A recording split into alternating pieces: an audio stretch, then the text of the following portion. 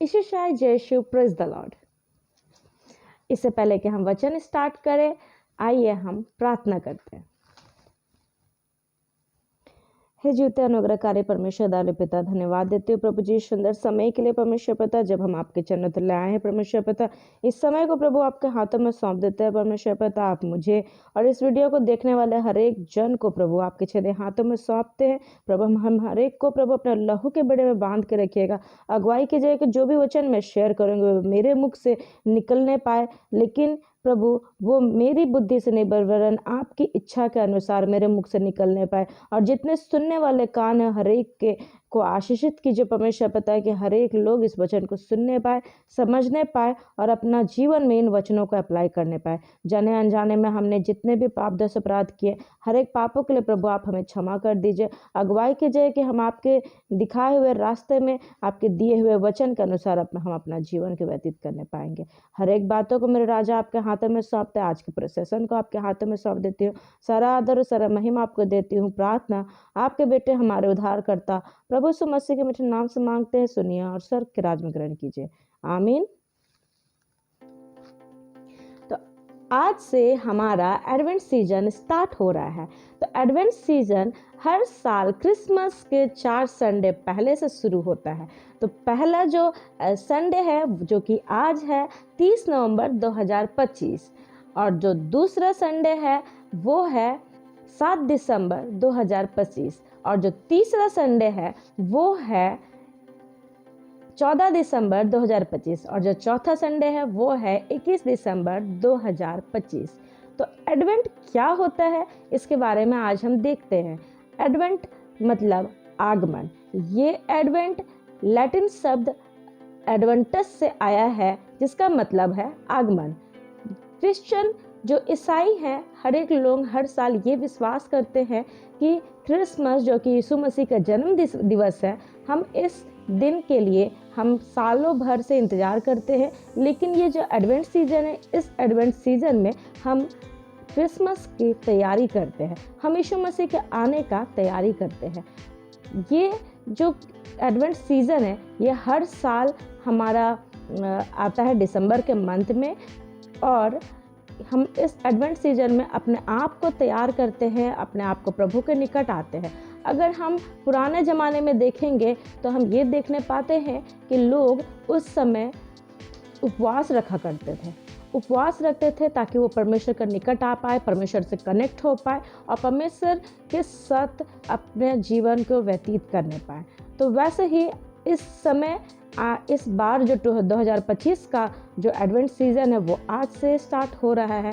और इस समय मैं ये विश्वास रखती हूँ कि आप और हम दोनों, हम लोग सब कोई मिल के हम लोग परमेश्वर के और निकट आए और करीब आए, और हम परमेश्वर की इच्छा के अनुसार अपना जीवन को व्यतीत करने पाए। तो ये एडवेंट सीजन है, ये हर संडे को एक हम लोग एक थीम के साथ स्टार्ट करते हैं। तो आज का जो थीम है वो है होप, यानी कि आशा। तो आज हम जानेंगे कि हम वचन के द्वारा जानेंगे कि हमारा आशा और विश्वास कैसा होना चाहिए। आइए हम निकालेंगे यशायाह नबी की पुस्तक 2 अध्याय पद संख्या 1 से 5। यशायाह नबी की पुस्तक 2 अध्याय पद संख्या 1 से 5। इसमें ऐसा लिखा है, आमोस के पुत्र यशायाह का वचन जो उसने यहूदा और यरूशलेम के विषय दर्शन में पाया। अंत के दिनों में ऐसा होगा कि यहोवा के भवन का पर्वत सब पहाड़ों पर दृढ़ किया जाएगा और सब पहाड़ियों से अधिक ऊंचा किया जाएगा, और हर जाति के लोग धारा के समान उसकी ओर चलेंगे। बहुत से देशों के लोग आएंगे और आपस में कहेंगे, आओ हम यहोवा के पर्वत पर चढ़कर याकूब के परमेश्वर के भवन में जाए। तब वह हमको अपने मार्ग सिखाएगा और हम उसके पथों पर चलेंगे, क्योंकि यहोवा की व्यवस्था सिय्योन से और उसका वचन यरूशलेम से निकलेगा। वह जाति जाति का न्याय करेगा और देश देश के लोगों के झगड़ों को मिटाएगा, और वे अपनी तलवारें पीटकर हल के फाल और अपने भालों को हंसिया बनाएंगे। तब एक जाति दूसरी जाति के विरुद्ध फिर तलवार न चलाएगी, न लोग भविष्य में युद्ध की विद्या सीखेंगे। हे याकूब के घराने, आ हम यहोवा के प्रकाश में चले। इस वचन के अनुसार हम ये देख पाते हैं कि परमेश्वर कैसे हमारे लिए इंतज़ार कर रहे हैं कि, और ये उसी वचन के अकॉर्डिंग है जो कि यीशु मसीह जब स्वर्ग में जा रहे थे इस पृथ्वी में अपना सहायक छोड़ के, तो उन्होंने हमसे एक वादा किया था कि मैं तुम्हारे लिए जगह तैयार करने जा रहा हूँ। सचमुच इस वचन के अनुसार भी हम ये देख पाते हैं कि परमेश्वर कैसे अपने सिंहासन को ऊंचा किए हैं, और ये भी इस वचन में लिखा हुआ है कि हम मनुष्य, हर एक मनुष्य परमेश्वर के निकट कैसे आएंगे।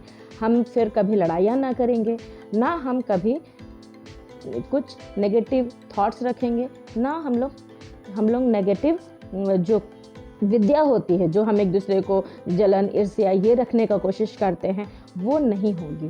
क्या होगी? हमें क्या कहा है? यहोवा के प्रकाश में चले। तो हम यहोवा के प्रकाश में कैसे चल सकते हैं? हम यहोवा के प्रकाश में वचन के अनुसार ही चल सकते हैं। इस वचन में हम एक नई आशा दी गई है कि हम कैसे, हमें प्रभु के निकट हम जैसे जैसे आएंगे तो हमारा जो जीवन है वो परमेश्वर के इच्छा के अनुसार होने पाएगा। हम उस शांति को पाने पाएंगे, हमें वो शांति प्राप्त होगा जैसा हम अपने जीवन में चाहते हैं। आइए हम और एक वचन देखेंगे जो हमें मिलेगा भजन संहिता का पुस्तक 122, भजन संहिता 122। उसमें ऐसा लिखा है, जब लोगों ने मुझसे कहा आओ हम यहोवा के भवन को चले, तब मैं आनंदित हुआ। हे यरूशलेम, तेरे फाटकों के भीतर हम खड़े हो गए हैं। हे यरूशलेम, तू ऐसे नगर के समान बना है जिसके घर एक दूसरे से मिले हुए हैं। वहाँ यहाँ के गोत्र गोत्र के लोग यहोवा के नाम का धन्यवाद करने को जाते हैं। यह इज़राइल के लिए साक्षी है। वहाँ तो न्याय के सिंहासन दाऊद के घराने के लिए रखे हुए हैं। यरूशलेम की शांति का वरदान मांगो, तेरी प्रेमी कुशल से रहे। तेरी शहरपनाह के भीतर शांति और तेरे महलों में कुशल होवे। अपने भाइयों और संगियों के निमित्त मैं कहूँगा कि तुझ में शांति होवे। अपने परमेश्वर यहोवा के भवन के निमित्त मैं तेरी भलाई का यत्न करूँगा। इस वचन के अनुसार हम बहुत सारी चीज़ों को देख पाते हैं। यहाँ पर हम देख पाते हैं कि कैसे हम यहोवा के भवन में जाने की बात हो रही है, कैसे हम परमेश्वर के साथ रह करके एक दूसरे के साथ मेल प्रेम के साथ रह सकते हैं। इस वचन में के अनुसार हम एक परमेश्वर को धन्यवाद कहते हैं कि परमेश्वर ने हमें इतना सुंदर जीवन दिया है। इस वचन के अनुसार हम ये भी देख पाते हैं कि परमेश्वर हमारा न्याय करने वाला है। तो ये न्याय कब होगा? ये न्याय सेकंड कमिंग में होगा, जब यीशु मसीह का दूसरा आगमन होगा। तब हम सारे लोग लाइन लगा के यीशु मसीह के पास आएंगे और यीशु मसीह हमारे जीवन में जैसे जैसे हमने अपने जीवन में कार्य किया है वैसे वैसे ही हमारा न्याय होगा कि हम किस प्रकार अपना जीवन को जिए। क्या हम परमेश्वर की इच्छा के अनुसार जिए हैं या हम अपनी इच्छा के अनुसार जिए हैं? और क्या है? तेरी शहरपनाह के भीतर शांति और तेरे महलों में कुशल होवे। तो यानी कि हम जब परमेश्वर के साथ संगति करके चलते हैं, परमेश्वर की इच्छा के अनुसार चलते हैं, तो हमें क्या होता है? हम आनंद से भर जाते हैं, हमें शांति मिलती है और हमारा लाइफ जो है ना बहुत इजी हो जाता है। जैसे हम इस संसार में रहते तो हम क्या होती है, हमें नाना प्रकार की चिंताएं होती है। जैसे कि हमें एक अच्छी नौकरी चाहिए, हमें एक अच्छा घर चाहिए, हमें एक बड़ी गाड़ी चाहिए, हमें रोज़ रोज़ अच्छे अच्छे पकवान चाहिए।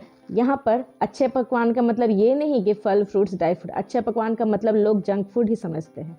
लेकिन क्या जंक फूड परमेश्वर ने बनाया है? नहीं, जंक फूड हम मनुष्य ने बनाया है। मनुष्य जिस भी चीज़ का डेवलपमेंट किया है, निर्माण किया है, हमेशा घाटा ही हुआ है।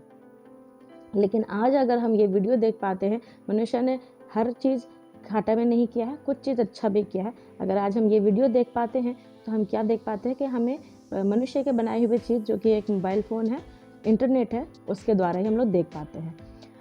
तो हम ये पुराने नियम में अगर हम उत्पत्ति की पुस्तक में देखेंगे तो क्या देखने पाते हैं कि परमेश्वर ने पेड़ पौधों को बनाया, फल सब्जियों को बनाया। तो परमेश्वर ने उन्हीं फल सब्जियों को बनाया है। हम क्या देख पाते हैं? फल और सब्जियों के गुण देख पाते हैं। विटामिन है, कैल्शियम है, मिनरल है, जो कि हमारे शरीर के लिए अच्छा होता है। तो परमेश्वर ने हमें अंदर से भी अच्छा हमें एक अच्छा जीवन देने के लिए हमारे लिए इतना सोचा हम क्या देख पाते हैं कि परमेश्वर ने हमारे बॉडी के अकॉर्डिंग हमें क्या दिया है, कैल्शियम, प्रोटीन, विटामिन, सब चीज़ किस में दिया है, फल सब्जियों में दिया है। आज अगर हम उन चीज़ों का सेवन करते तो हमारा हेल्थ अच्छा होगा। सोचिए परमेश्वर ने हमें कितना अच्छा से हमारे लिए सभी चीज़ों को किया है। वचन ऐसे ही नहीं कहती है कि तुम सबसे पहले धर्मराज की खोज करो, मैं तुम्हें सारी चीज़ों यूँ ही दे दूँगा। सोचिए परमेश्वर ने हमारे लिए इतना कुछ सोचा।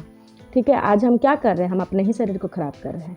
अपने शरीर को ख़राब करके हम बीमारी लेके आ रहे हैं। हम परमेश्वर के सम्मुख जाने से कतराते हैं। हम परमेश्वर के निकट परमेश्वर से प्रार्थना करने से कतराते हैं। हम ये प्रार्थना तो करते हैं कि हाँ प्रभु हमें आशीष दीजिए, प्रभु हमें चंगा कीजिए, लेकिन हम बस प्रार्थना करके छोड़ देते हैं। हम उस चीज़ में विश्वास नहीं करते, हम उसके अकॉर्डिंग चलते नहीं हैं। यदि हम प्रार्थना करके सिर्फ छोड़ देंगे, हम वचन पढ़ के सिर्फ छोड़ देंगे, तो क्या वचन हमारे जीवन में कार्य करेगा? वो सिर्फ 5% या 10% ही कार्य करेगा। अगर हम वचन पढ़ते हैं, वचन में साफ साफ लिखा हुआ है, तुम पढ़ो, समझो, मनन करो। मनन क्या हम करते हैं? अगर हम परमेश्वर के वचन को मनन करेंगे तो हमारे जीवन में वो वचन रहेगा, वो वचन हमारे जीवन में कार्य करना शुरू करेगा। हम अगर वचन को अगर अपने जीवन में अगर चाहते हैं कि हमारा वचन हमारे जीवन में कार्य करे, तो हमें उसे मनन करना पड़ेगा, हमें टाइम देना पड़ेगा। हम इतना बिजी शेड्यूल में हमारा जीवन हो गया है कि हमें एक परमेश्वर के साथ संगति करने में भी समय लगता है। हम सोचते हैं कि हाँ दिन का सारा काम कर लेंगे, लास्ट में प्रभु के पास जाएंगे। ये तो वही वाला हालत हो गया कि बच्चे अपने घर में दिन भर इधर उधर घूम रहे हैं, नौकरी कर रहे हैं, अपने फ्रेंड्स के साथ टाइम स्पेंड कर रहे, रात में बस घर में सोने आते हैं। ये वही वाला बात हो गया कि हम दिन भर बहुत बिजी हैं, अपना स्कूल जा रहे हैं, कॉलेज जा रहे हैं, नौकरी जा रहे हैं, घर आ रहे हैं, फिर कहीं घूमने जा रहे हैं, दोस्तों के साथ टाइम स्पेंड कर रहे हैं, फैमिली के साथ हम लोग इधर पार्टी कर रहे हैं। फिर लास्ट में क्या होता है, बैठते हैं एक साथ फैमिली प्रेयर करते हैं और सो जाते हैं। कब हुआ फैमिली प्रेयर? हम क्या दिन भर हम पर्सनल टाइम क्या प्रभु को दिए? लेकिन आज का डेट में ऐसा ही जीवन हो रहा है। लेकिन परमेश्वर फिर भी क्या कर रहे हैं? परमेश्वर फिर भी हमारे जीवन में हमें एक वचन दिया है जिसके अकॉर्डिंग हमें चलना है। आज मैं वही बताने के प्रयास कर रही हूँ कि कैसे हमारा जीवन कैसे हम क्या बोलते हैं, वचन में भी कहता है कि मेरी अज्ञानता के कारण मनुष्य नष्ट हो रही है ना, अपना जीवन को नष्ट कर रहे हैं। लेकिन हम इस वचन के द्वारा कैसे हम प्रभु के निकट आ सकते हैं? परमेश्वर ने हमें क्या किया है कि हमें शांति प्रदान की है, क्योंकि हम वचन में ये भी जानते हैं कि यीशु मसीह क्या शांति का राजकुमार है, तो वो हमें शांति प्रदान करते हैं। और परमेश्वर क्या है, हमारी भलाई के लिए यत्न करते हैं। आइए हम और वचन देखेंगे। हम निकालेंगे रोमियो की पत्री 13 अध्याय पद संख्या 11 से 14। रोमियो की पत्री 13 अध्याय पद संख्या 11 से 14। उसमें ऐसा लिखा है, समय को पहचान कर ऐसा ही करो, इसलिए कि अब तुम्हारे लिए नींद से जाग उठने की घड़ी आ पहुंची है। क्योंकि जिस समय हमने विश्वास किया था उस समय के विचार से अब हमारा उद्धार निकट है। रात बहुत बीत गई है और दिन निकलने पर है, इसलिए हम अंधकार के कामों को त्याग कर ज्योति के हथियार बांध ले। जैसा दिन को शोभा देता है वैसा ही हम सीधी चाल चले, ना कि लीला क्रीड़ा और पियक्कड़पन में, ना व्यभिचार और लुचपन में, और न झगड़े और डाह में, वरन प्रभु यीशु मसीह को पहन लो और शरीर की अभिलाषाओं को पूरा करने का उपाय ना करो। इस वचन में साफ साफ लिखा हुआ है कि हमें क्या नहीं करना चाहिए और क्या करना चाहिए। तो आज हम शरीर के अभिलाषाओं के पीछे भागते हैं। हमें अगर लग रहा है कि हाँ हमें चाउमीन खाने से हमें अच्छा लगेगा, तो हम चाउमीन की ओर भाग रहे हैं। हम ये नहीं देख रहे कि वचन खाने से हमारा आत्मा को उन्नति मिलेगा, हम प्रभु से कनेक्ट हो पाएंगे, ये नहीं देखते हैं। हम क्या देखते हैं, हम बिरयानी खाएंगे तो हमें आनंद मिलेगा, लेकिन आनंद नहीं मिलता है। 2 पल की सिर्फ खुशी मिलती है। हमें आनंद कब मिलेगा? जब हम प्रभु का वचन को खाएंगे, है ना, प्रभु के वचन को पिएंगे, तभी हमें आनंद मिलेगा, हमें खुशी मिलेगा। और क्या लिखा है, अंधकार के कामों को त्याग दो, ज्योति के हथियार बांध ले। हमें ज्योति के हथियार को बांधने के लिए कहा गया। ज्योति कौन है? यीशु मसीह ज्योति है। हमें ज्योति को पकड़ के रखना है। ठीक है। आज हम ज्योति को अगर ऐसे पकड़ के रखेंगे तो हम कभी अंधकार में ना फंसेंगे, हम कभी अभिलाषाओं में ना फंसेंगे। यहाँ पर लीला क्रीड़ा, यानी कि अगर हम इंग्लिश में अगर देखेंगे तो सेक्सुअल जो हमारा डिज़ायर रहता है उससे बोलते हैं लीला क्रीड़ा। तो सेक्सुअल डिज़ायर की ओर अगर हमारे अंदर वचन है तो हमारा मन उधर जाएगा ही नहीं, क्योंकि वचन है। वचन हमें सिखाती है कि कैसे हमारा जीवन जीना है। क्या लिखा है, पियक्कड़पन में नहीं रहना चाहिए। आज अगर हम दोस्तों के साथ मिलते हैं तो क्या होता है, आज यूथ को हम बहुत सारे यूथ लोगों को देखेंगे जो कि कॉलेज में हैं, स्कूल में हैं, क्या करते हैं, नशा पान में जा रहे हैं। लेकिन यहाँ पर वचन में क्या कहा है कि नशा पान नहीं करना है, पियक्कड़पन को नहीं हम लोग को लेना है, ना व्यभिचार को लेना है, ना क्या करना, ना लुचपन में रहना है। यानी कि हम लोग को उल्टा पुल्टा काम नहीं करना है। उल्टा पुल्टा काम इट मीन्स कि लोगों का मजाक उड़ाना है, किससे पैसा हथियाना है, किसके साथ हमें नेगेटिव बिहेवियर करना है, किसके साथ हमें झगड़ा में फंसना है या फंसाना है, या हमें ज़मीन लूटना है, घर लूटना है, ये सारा चीज़ नहीं करना है, बिल्कुल नहीं करना है। ठीक है, ना झगड़े में फंसना है, ना डाह करना है। हमें क्या करना है, यीशु मसीह को पहन लो। यीशु मसीह को पहनने के लिए बोला है, और शरीर के अभिलाषाओं को पूरी तरह से त्यागने बोला है। तो ये सारे चीज़ अगर हम कर लेते हैं, यीशु मसीह को पहन लेते हैं और हम अपने अभिलाषाओं को त्याग देते हैं, तो ऑटोमेटिक हमारा जीवन में जो होप है, जो आशा है, जो परमेश्वर ने हमारे लिए एक शांति प्रदान किया, वो ऑटोमेटिक हमारे जीवन में आ जाएगा। तो आज का जो पहला एडवेंट संडे है जो कि 30 नवंबर है, इसका थीम है होप, यानी कि आशा। तो हमारा आशा और विश्वास किसकी ओर होना चाहिए, हमारा आशा और विश्वास यीशु मसीह की ओर होना चाहिए। तो आज यीशु मसीह ने हमें बहुत सारे नेगेटिव चीज़ों को छोड़ने के लिए कहा है और हमें यीशु मसीह को पहन लो ऐसा कहा है। ठीक है, तो ये थीम क्यों ज़रूरी है, ये थीम ज़रूरी है क्योंकि ये थीम के द्वारा ही आज हम जान पाते हैं कि यीशु मसीह हमारे जीवन में एक न्याय देगा। ठीक है, जब अंत का दिन निकट होगा, जब हम यीशु मसीह का सेकंड कमिंग होगा, तो क्या होगा, न्याय होगा। उससे पहले क्या मिलेगा, हमें शांति मिलेगा। हमें एक आशा जो परमेश्वर ने हमें दी है कि हाँ, हमारा जीवन में शांति से भरा रहेगा और हम न्याय में प्रभु के सम्मुख खड़े होंगे और प्रभु हमारा अच्छे से न्याय करेगा। उसी समय हम ये जान पाएंगे कि क्या हम परमेश्वर के साथ स्वर्ग लोक में जाने के लिए सक्षम हैं या नहीं हैं। लेकिन अगर आप अभी भी हम अगर ऐसा जीवन जीते हैं कि हमें क्या होगा, प्रभु ने तो हमें अच्छा जीवन दिया है, प्रभु ने हमें अच्छा जीवन दिया है, लेकिन वचन ये भी कहती है कि हमें परमेश्वर ने अपनी समानता, अपनी स्वरूप में बनाया है। परमेश्वर ने हमें अपनी महिमा के लिए रचा है। तो आइए आज हम परमेश्वर के महिमा के लिए अपने आप को तैयार करें, अपने मनों को तैयार करें, परमेश्वर के वचनों के आधार पर अपना जीवन व्यतीत करें। इस सुंदर वचन के लिए परमेश्वर पिता को बहुत धन्यवाद, और जितने सुनने वाले कान हैं, जितना आप लोग इस वीडियो को देख रहे हैं, हर एक को धन्यवाद। आइए हम प्रार्थना करें। हे जीवता अनुग्रहकारी परमेश्वर दाली पिता, धन्यवाद देते हो प्रभु जी इस समय के लिए। परमेश्वर पिता, जब आपने वचन के द्वारा हमें बताया कैसे हमारा जीवन, हमें कैसे अपनी शरीर के अभिलाषाओं से हमें दूर रहना है, और हमें कैसे प्रभु यीशु मसीह को पहन लेना है, कैसे प्रभु हम अपने जीवन में आपके सम्मुख अपने नियंत्रण में काम करने पाएंगे।